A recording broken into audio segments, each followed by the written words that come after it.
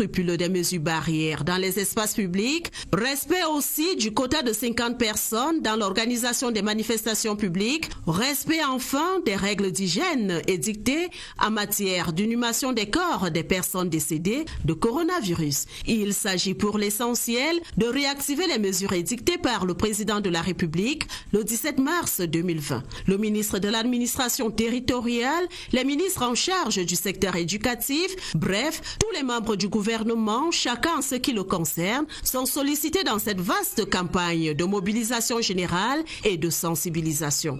Le Premier ministre attend du ministre de la Santé publique qu'il lui fasse tenir en urgence les propositions motivées sur le type de vaccin qui convient au Cameroun et la campagne de communication subséquente. Au-delà de ce quadrillage, c'est chacun qui se protège individuellement et protège les autres.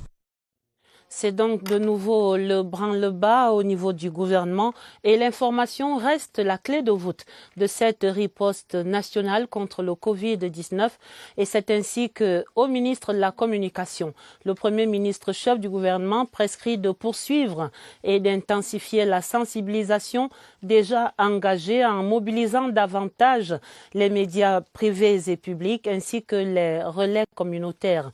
La présence du directeur général de la CRTV, Charles Ndongo, et du directeur général de la SOPECAM, Marie-Claire Nana, à ces travaux, augure déjà de l'intensification de la campagne à travers ces deux médias. Cette mobilisation et ses modalités, voici les explications du ministre René Emmanuel Sadi. C'est un extrait sélectionné par Laurentine Bokono. Au quotidien, nous faisons passer par la CRTV ce message du président de la République qui interpelle ses concitoyens, non seulement en leur disant qu'ils sont comptables de l'évolution de ce virus et que, n'est-ce pas, toute négligence de la part des individus peut avoir des conséquences sur l'ensemble de la communauté. Donc, la sensibilisation au travers de la CRTV n'a jamais cessé, mais elle sera accentuée. Le Premier ministre, chef du gouvernement, vient de donner encore des directives bien précises là-dessus à la CRTV. La SOPECAM également, qui est un organe public, sera mise à contribution. Mais comme je l'ai toujours dit, les médias... Toutes nos excuses pour la fin brutale de ce propos du ministre de la Communication au terme de la réunion d'évaluation de la riposte nationale contre le Covid-19.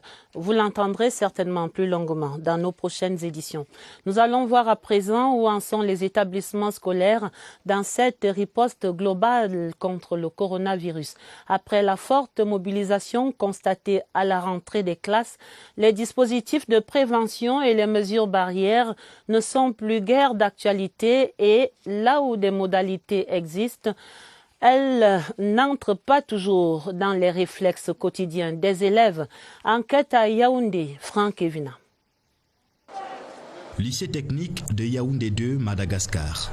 Comme tous les jours depuis la résurgence des cas de Covid-19, le proviseur fait le tour pour réactiver le dispositif de prévention. Chaque vendredi, il y a une équipe de l'hôpital de district de la Stevet, qui vient ici pour dépister nos personnels.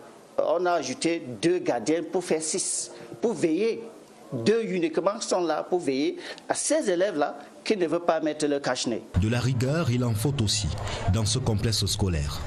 Port du masque, lavage des mains, distanciation physique exigée, mais pas toujours appliquée. De toutes les mesures barrières que nous connaissons, je pense que celle qui semble être la plus difficile à faire respecter, c'est certainement la distanciation. Le corps enseignant doit alors monter la garde avec l'appui des parents, comme dans cet établissement, avec internat.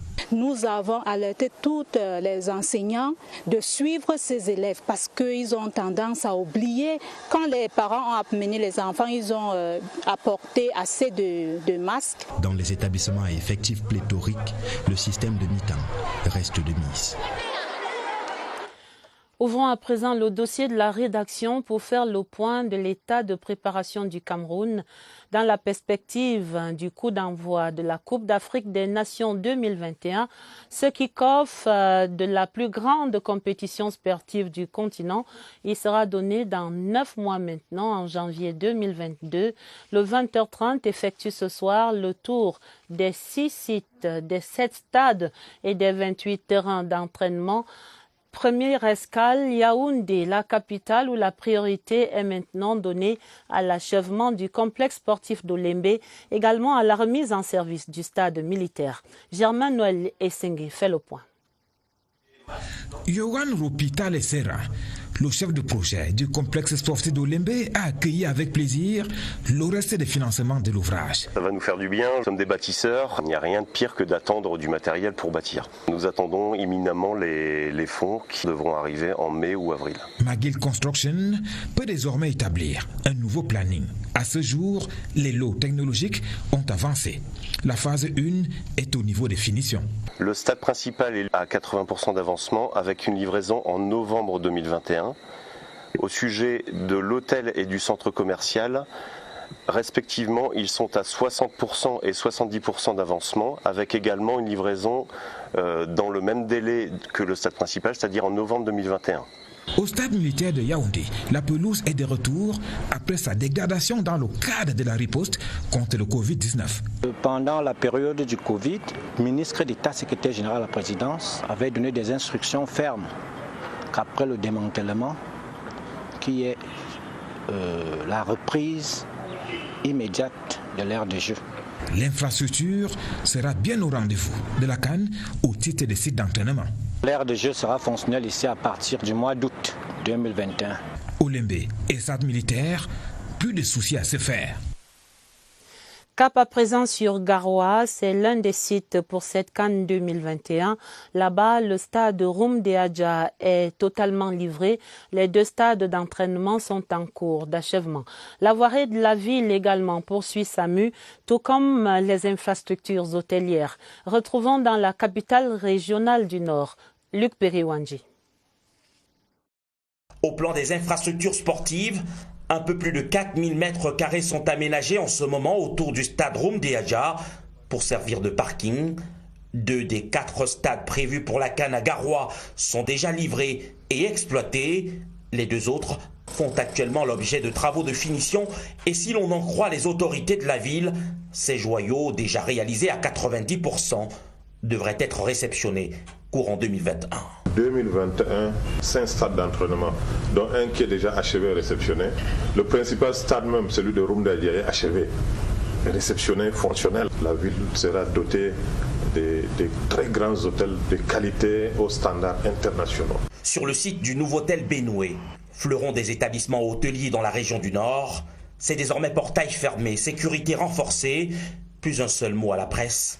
Rendez-vous est pris à la livraison du chantier, confie Off, les plus hauts responsables de l'entreprise en charge de la réalisation de cet ouvrage. Sa livraison va définitivement lever le doute sur la disponibilité des 4 hôtels retenus pour la CAN 2021 à Garoua, le Relais Saint-Hubert et le Motel Plaza étant déjà fonctionnels. L'éclairage public renforce son dispositif. Aux 21,2 km de route bitumée en 2020, il faut ajouter 2 autres réalisés au cours des 2 premiers mois de l'année 2021. La voirie urbaine de Garoua fait ainsi sa mue et chante la paume à ses prochains visiteurs. À l'ouest, Bafoussam brille également de 1000 feux. La ville est quasiment prête pour accueillir cette grande fête du football continental. Le gouverneur Awa Fonka Augustine, qui préside le comité régional, est optimiste. Il prépare une évaluation générale cette fin de semaine. Retrouvons à Bafoussam Wilfried Koto. Ça roule sur de l'enrobé à Bafoussam. La quasi-totalité des routes liées à la CAN Cameroun 2021 sont opérationnelles dans la région de l'Ouest. Nous sommes en train de finaliser la descente des Akam qui pose énormément pour des problèmes pour arriver au stade de Kwekon. À Bangou, qui part dans l'hôtel où les commissions avaient validé, les travaux sont avancés. Au niveau des infrastructures sportives, les stades Omnisport de Kwekon, Bamé Mendy à Bafoussam, Fotso Victor à Banjul, l'Arena Stadium à Mbouda et en bonus, Stoket à Bafoussam sont opérationnels. Il y a d'autres stades supplémentaires qui sont en construction pour pouvoir pallier à toute éventualité. Il s'agit du stade municipal de Bafan, qui est très proche de l'hôtel La Vallée des Bananes. En cours d'installation au stade Omnisport à Kwekon, les tourniquets.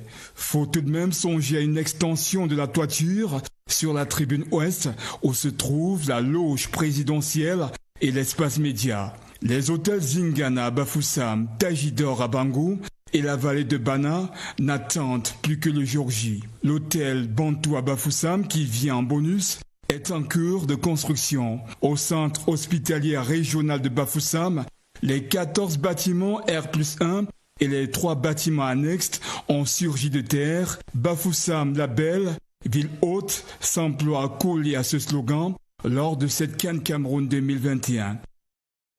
Et les 3 autres sites de Limbe, Boya et Douala sont fin prêts en attendant l'achèvement du chantier de la pénétrante Est dans la capitale économique qui viendra fluidifier un peu plus encore le trafic. État des lieux, Joseph Guetta Mandeng.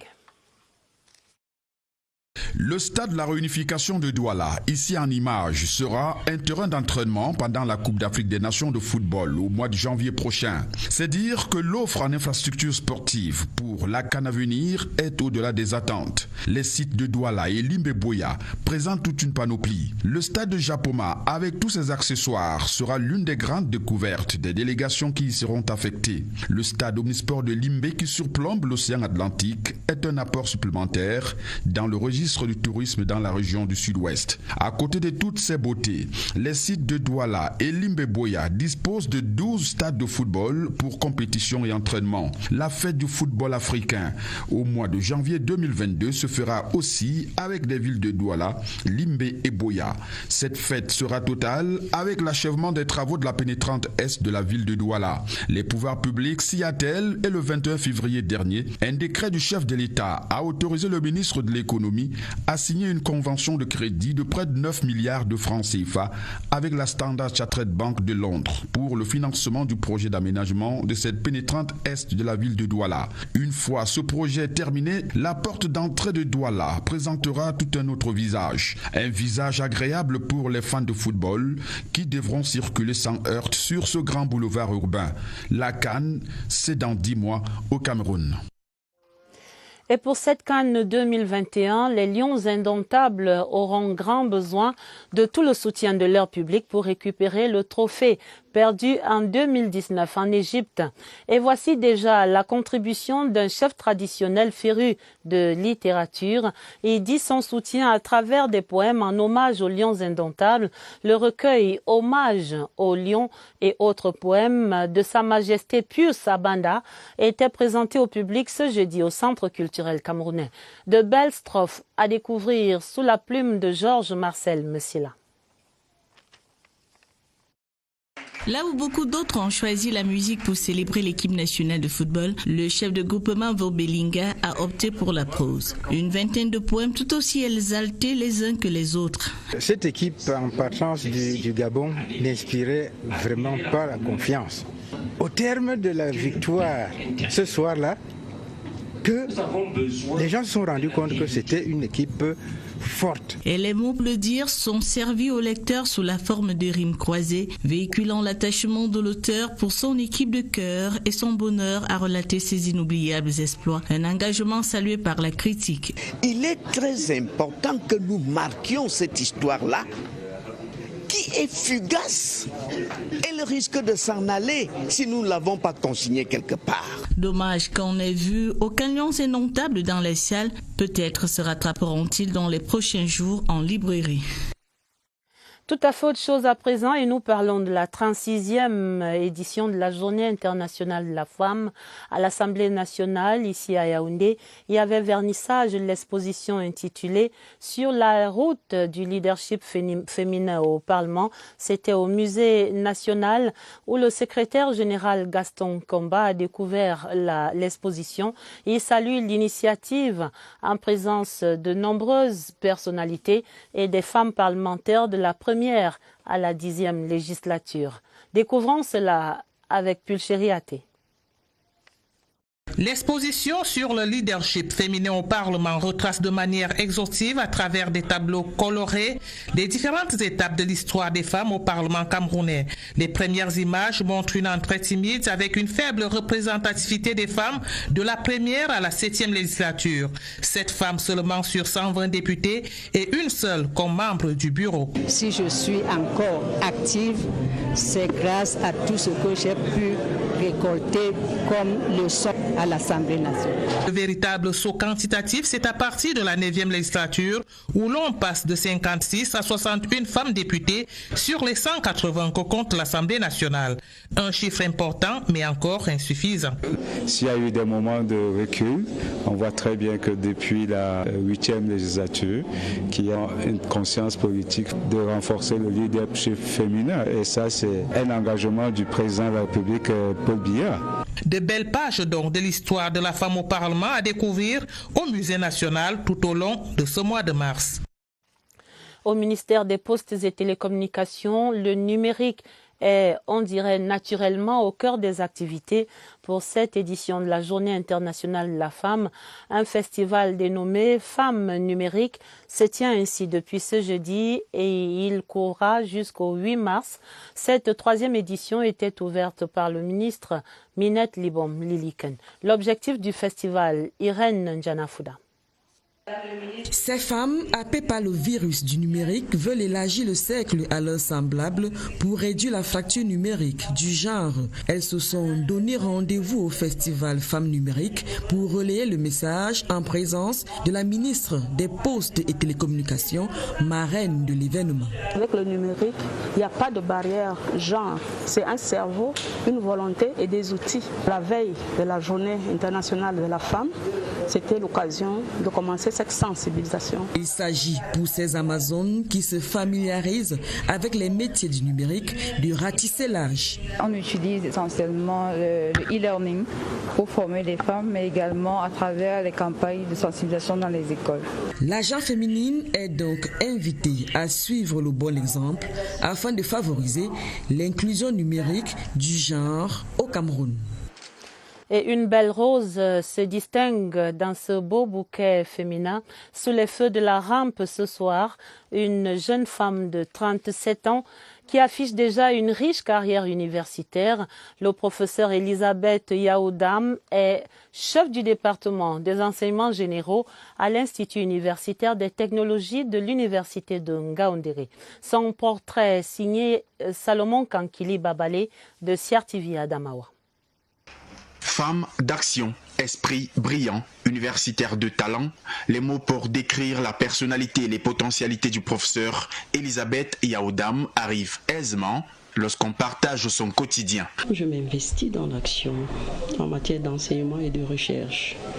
Je m'investis également dans l'action sociale pour être utile. Je pense en tant qu'Africaine, Camerounaise et femme de l'extrême nord, il est temps de sortir des carcans idéologiques pour se penser comme une pièce importante d'un puzzle humain. Quelles que soient nos conditions, nous devons nous débarrasser des stéréotypes. Pour atteindre les cimes du savoir savant, l'originaire du Mayo-Tchanaga, dont l'extrême nord a dû travailler dur, bravant les difficultés de la vie. Je suis née d'un père gardien de la paix, mais chaque obstacle a été pour moi une opportunité. Au moment où l'on célèbre les valeurs féminines au Cameroun, professeur Yaoudam continue d'écrire les siennes en lettres d'or, non sans les transmettre à la jeune génération.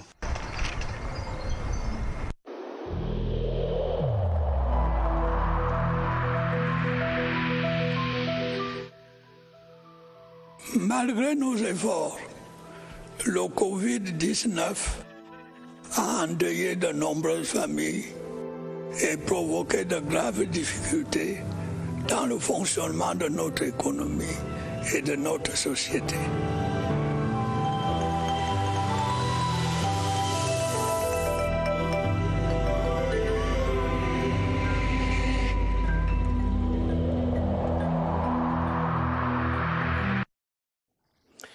Le point de la riposte nationale anti-Covid ce jeudi soir. Vous le savez, cela fait pratiquement un an que la pandémie sévit au Cameroun. Une année après, cette pandémie continue d'être aussi mortelle qu'au premier jour et même la virulence s'est aggravée. Il faut donc renforcer les mesures barrières, on ne le dira jamais assez. Et c'est le propos également de l'invité de Évariste Eyenga, notre reporter que nous retrouvons immédiatement au centre des opérations d'urgence de santé publique à Yaoundé. Bonsoir Évariste. Bonsoir, tout est allé vite, décidément, bientôt un an que le coronavirus Covid-19 a pointé ses tentacules insidieuses au Cameroun. Un an de riposte, essayons de revisiter cela avec le docteur Aristide Stéphane Abba. Abba, docteur, bonsoir. Bonsoir Évariste. Vous qui êtes chef section opération dans cette riposte, pratiquement un an déjà. Qu'est-ce que l'on retient de cette année de combat? Quelles sont les leçons à retenir pour éviter de retomber à la situation de mars-avril 2020 quand on était au début de la flambée? On doit exactement reprendre et suivre les mesures édictées par le gouvernement, les 13 mesures barrières qui ont été prises dès le 18 mars 2020. Alors, tous ces messages avaient déjà été passés pendant un an. Mais on est toujours au front du combat. Que faut-il ajouter? Il faut dire que le monde, comme les experts le disent, l'OMS et tout le monde le disent, nous faisons face à quelque chose qui est inédit dans notre histoire de la santé moderne. Nous faisons face à un virus qui est intelligent, qui s'adapte et qui change. Et nous faisons également face à un relâchement global d'un ensemble de mesures qui avaient été édictées. Donc nous pensons réellement que si on n'est plus conscient de la situation, vu que nous sommes en face d'un virus qui change et que nous revenions aux bonnes pratiques, nous serons capables, comme nous l'avions fait précédemment, de limiter la propagation du virus. Et avec l'arsenal vaccinal et les autres dispositifs qui sont mis en place par le ministre de la Santé publique, nous serons capables de vaincre ce virus. Merci à vous, docteur Abba. Vous l'avez noté une fois encore, la responsabilité de chacun qui est donc interpellé à ce moment où on va rentrer de plein pied dans la deuxième année de riposte contre le coronavirus Covid-19. Il faut respecter les mesures barrières.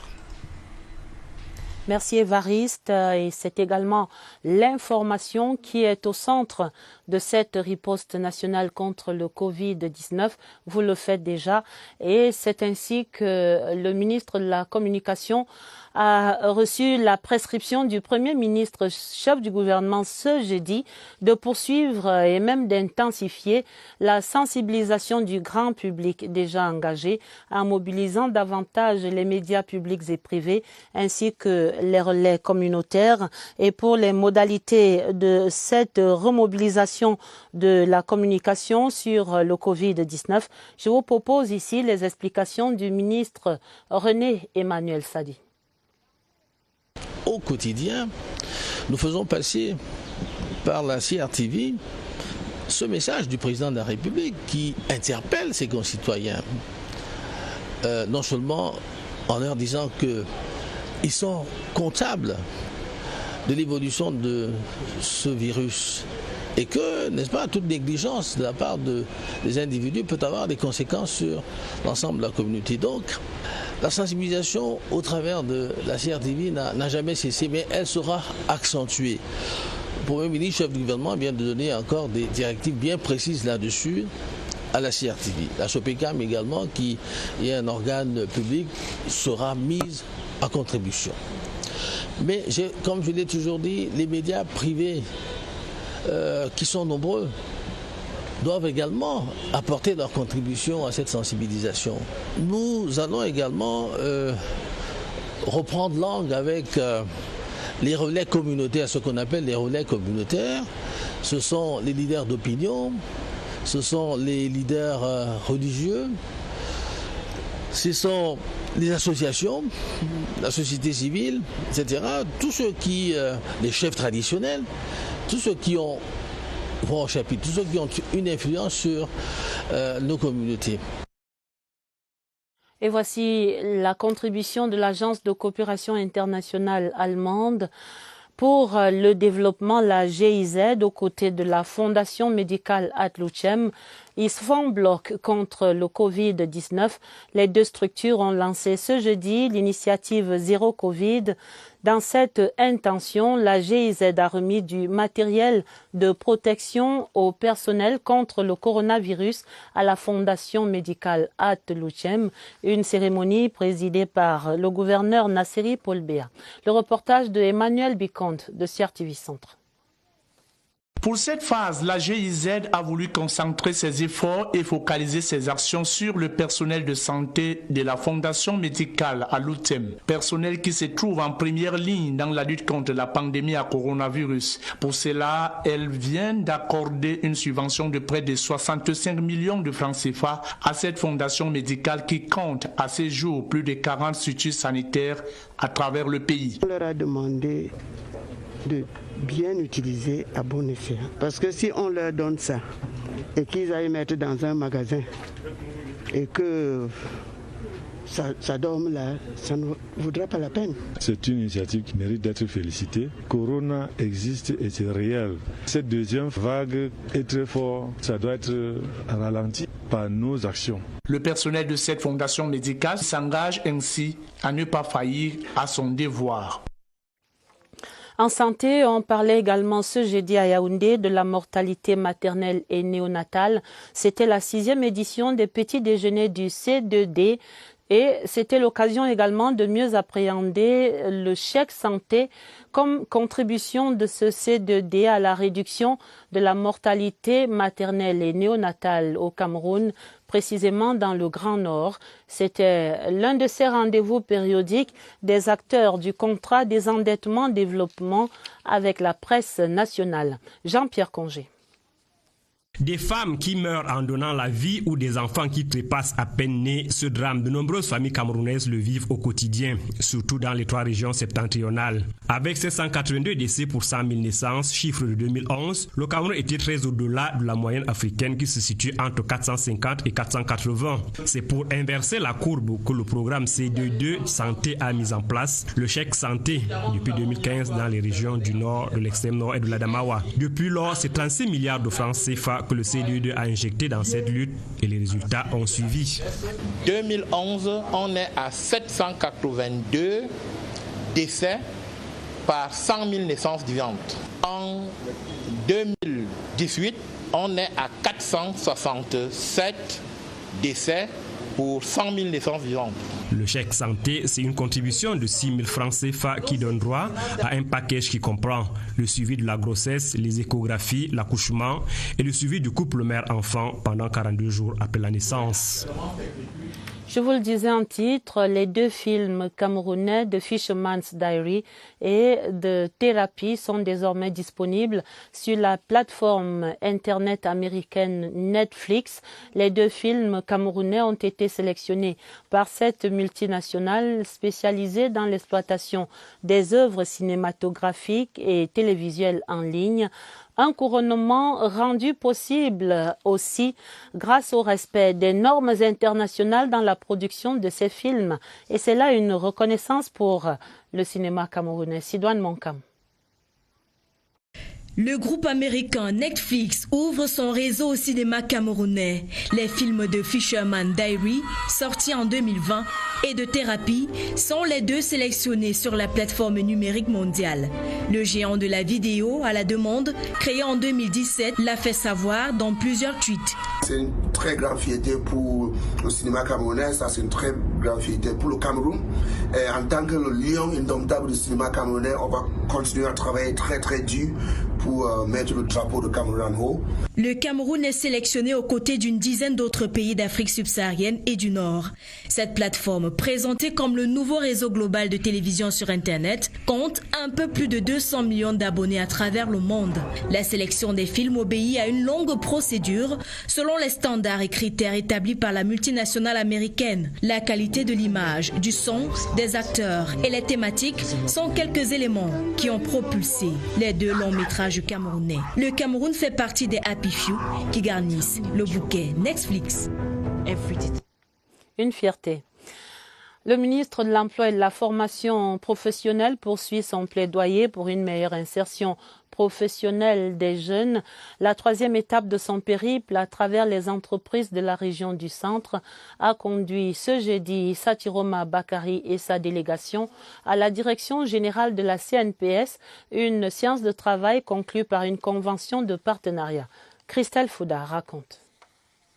Le ministère de l'Emploi et de la Formation professionnelle, désormais partenaire de la Caisse nationale de prévoyance sociale pour une meilleure insertion professionnelle des jeunes dans les secteurs porteurs de croissance. La CNPS, c'est 2300 personnels, plus les 300 ou 400 stagiaires qu'il reçoit, tous soumis donc à la formation professionnelle. Cette institution donc est à la hauteur des défis présents et futurs. Je veillerai à ce que cette convention produise tous les effets escomptés. Balle saisie au rebond par le top management de la CNPS, résolu à implémenter la politique gouvernementale en matière d'emploi jeune. C'est une grande première qui honore tout le personnel de l'organisme. Nous allons naturellement nous accrocher parce que c'est quelque chose de très utile, de très efficient, aussi bien pour la CNPS que pour l'ensemble des jeunes, des travailleurs camerounais. Suite et fin de plaidoyer du ministre de l'Emploi et de la Formation professionnelle au sein des entreprises de la cité capitale ce 5 mars 2021. En nécrologie, cet hommage à un consultant des questions économiques décédé le 9 février au terme d'une longue maladie. La dépouille du docteur Ariel Nyitendem est élevée ce jeudi à Yaoundé. Il sera inhumé ce prochain week-end dans la Ménois, dans la région de l'Ouest. L'universitaire était connu pour ses prises de position sur les plateaux de télévision, ses consultations également au sein des administrations. Voici l'évocation de l'homme et de son œuvre avec Cyril Kingembepe.